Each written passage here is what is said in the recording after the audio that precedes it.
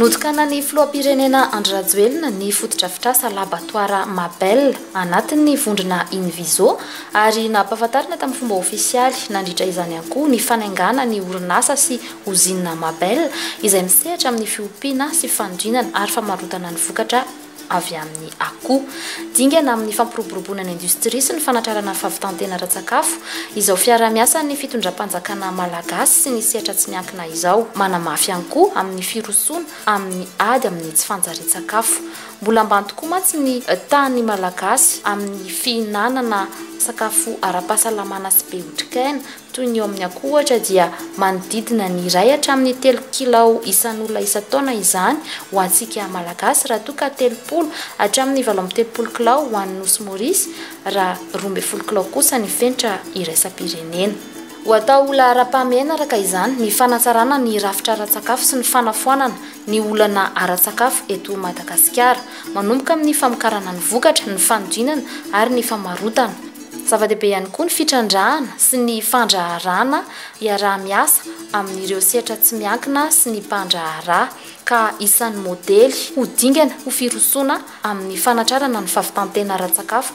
izao fiaraha-miasa amin'ireo mpisehatra tsy miankina ireo ary ihany koa fampiroboroboana ny agribusiness eto Madagasikara. Araka izany dia modely ny orinasa sy ny usine Mabel, orinasa malagasy amin'ny fampiroboroboana fiariana akoho fakana nofo eto Madagasikara. Efa nisy ny tohana sy fampiofanana ara-teknika nentina tamin'ireo mpiompy manodidina ny commune Ambohitrimanjaka ka tanjony ny anodina akoho manodidina ny 2 alina isa isan'andro ho famatsiana ny tsena eto Madagasikara.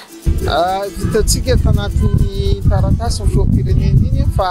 anisan'ny ezaka atao amin'ny fahatratrarana ny veloran'ny fahavitantena ara-tsakafo ny fampiroboroboana ny ataontsika agribusiness ary fiarahana amin'ny sehatra tsy miankina ny tantsasiny ministera ny fampiasana dia modely anankiray anatin'ilay hoe agrégation Paul Grand io asa Invizo zany zao lay mpampivondrona na hoe agrégateur ary ny piopy no agrégé izy ny fanampiny indreo amin'ireo akoho izay ahafahan'ny piopy manatanteraka an'izany fiompiana zany amin'ny fomba manara-penitra ary misy koa ny tohana ataon'ny manara-maso manoro manampy amin'ny fitaizana ny fiompiana ny akoho. Dia hitantsika izao vokany ny andrasantsika amin'izao dia fitombony ny fiompiana koa ny